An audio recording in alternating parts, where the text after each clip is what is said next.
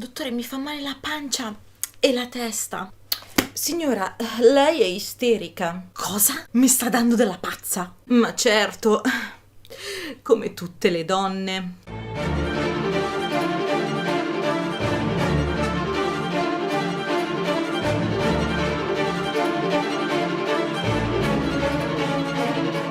Hello Vivians! Benvenuti in un altro video dedicato al ciclo mestruale in epoca moderna. Iniziamo subito con mestruazioni e salute mentale. Abbiamo già conosciuto nel video precedente la malattia verde, quel male che colpiva le ragazze a cui il menarca tardava ad arrivare e le donne a cui si interrompeva il ciclo mestruale. Ebbene, nel 1700 si pensava che la malattia verde potesse degenerare e portare all'isteria. Ogni qualvolta nel corpo femminile si verificava una patologia di tipo insolito a cui i medici non sapevano dare una causa certa, si diagnosticava un disturbo isterico. Dottore, mi fa male la pancia e la testa. Signora, lei è isterica. Cosa? Mi sta dando della pazza? Ma certo, come tutte le donne. Lasci che le spieghi. L'isteria è una malattia che colpisce le donne perché è legata al sistema riproduttivo femminile. Infatti, il nome deriva dal greco usterikos, ovvero del grembo. Vede, l'isteria spiega tantissimi sintomi femminili. Dottore, ho dolori addominali, compressione alla gola, strane contrazioni, tic, spasmi, a volte mi paralizzo anche. Isteria. Dottore, ho la nausea. Mi sento debole e ogni tanto svengo. Isteria. Dottore, piango per un nonnulla e mi sento sempre agitata. Isteria. Il sangue mestruale è sangue putrido.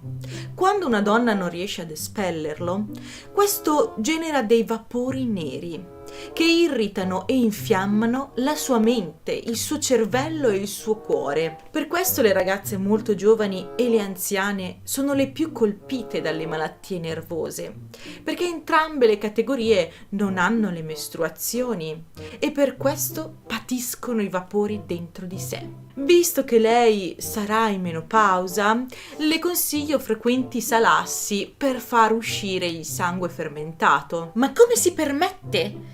Io sono ancora una giovane illibata. Pensi che non ho ancora avuto il mio primo ciclo mestruale? Sì. Allora, in questo caso la terapia consiste in una dieta sana, esercizio fisico moderato, piccole dosi di amari leggeri, preparazioni di acciaio in acqua e ovviamente il matrimonio. Signora, si trovi un marito che la soddisfi e le assicuro che guarirà. Ma se dovesse essere un caso particolarmente ostinato, rimane una terapia per porre fine ai vapori e questa consiste in isolamento, minacce, fustigazioni e immersioni in acqua fredda. Ho già scelto l'abito.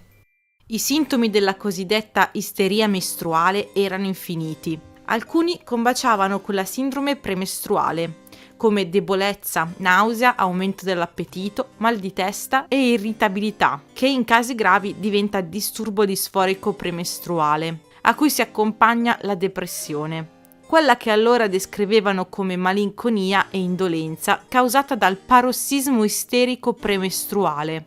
Altri sintomi invece assomigliavano a quelli che noi reputeremmo più simili ai sintomi di ansia e attacchi di panico, come svenimento, mania, sincope, emozioni incontrollabili, amnesia e paralisi. La bestia mestruale. Il ciclo era un tabù e quando qualcosa è un tabù diventa ricco di contraddizioni e perversioni. Il sangue mestruale veniva considerato repellente ma anche erotico. Era malefico ma anche qualcosa di magico e primordiale. La donna mestruata era considerata non disponibile all'accoppiamento, ma anche impura e peccaminosa, una specie di bestia mestruale. Scusate, cosa pensate di una donna che si sporca l'abito di sangue? Che disgusto! Sicuramente non è libata. Una ragazza vergine si autocontrolla.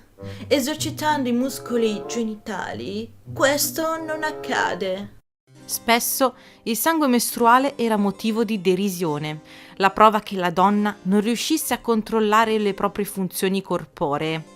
In molte raffigurazioni letterarie le donne mestruate sono rappresentate come prostitute. Una donna considerata lasciva era vista come una bestia mestruale, peccaminosa e sporca. A che età una ragazza ha il menarca?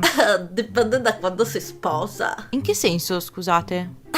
Beh, si sa che una ragazza ha il suo primo periodo dopo il primo rapporto con un uomo. Ma prima il sangue non riesce a uscire da lì. Questa visione del sangue mestruale legato alla sfera sessuale della donna aggiungeva erotismo alla donna che stava attraversando il ciclo mestruale. Navigare nel Mar Rosso.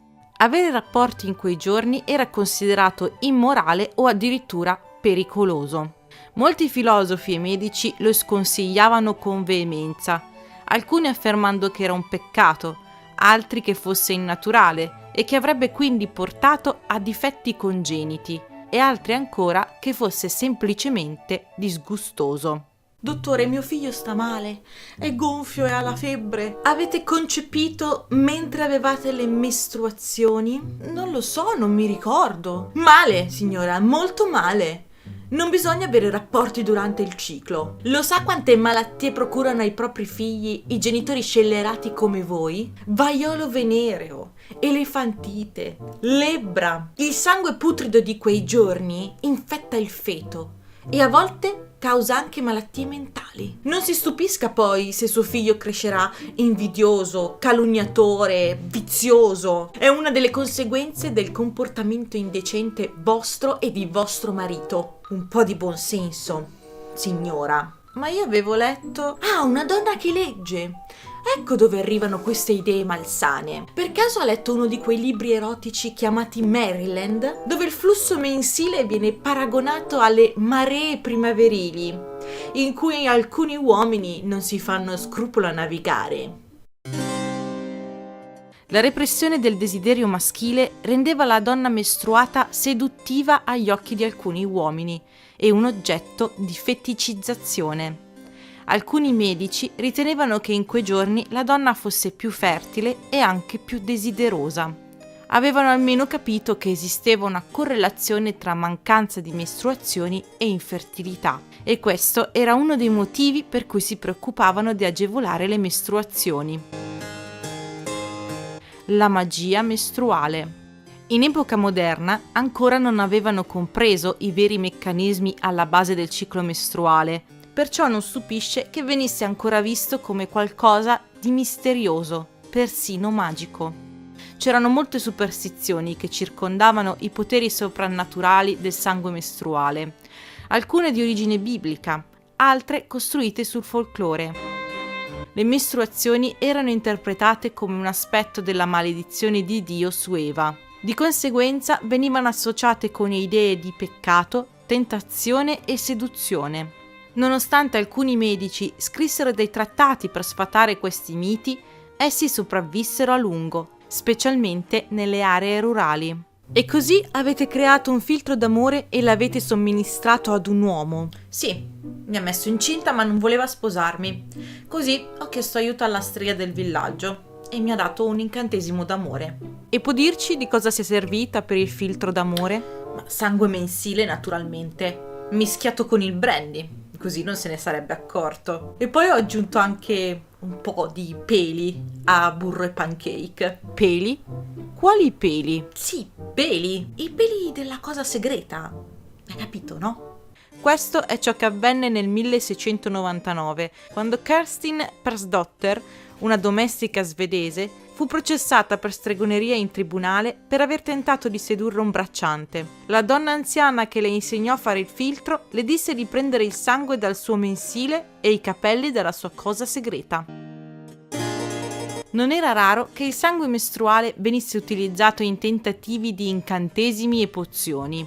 L'uso di fluidi corporei in generale era abbastanza diffuso in questo tipo di magia, ma le mestruazioni, essendo particolarmente di genere, offrivano alle donne un potenziale potere sugli uomini, che gli uomini trovavano spesso sconcertante. La popolarità dell'uso del sangue mestruale nella magia e l'ansia degli uomini portarono nel XVIII secolo a numerosi processi alle streghe ed esecuzioni in tutta Europa.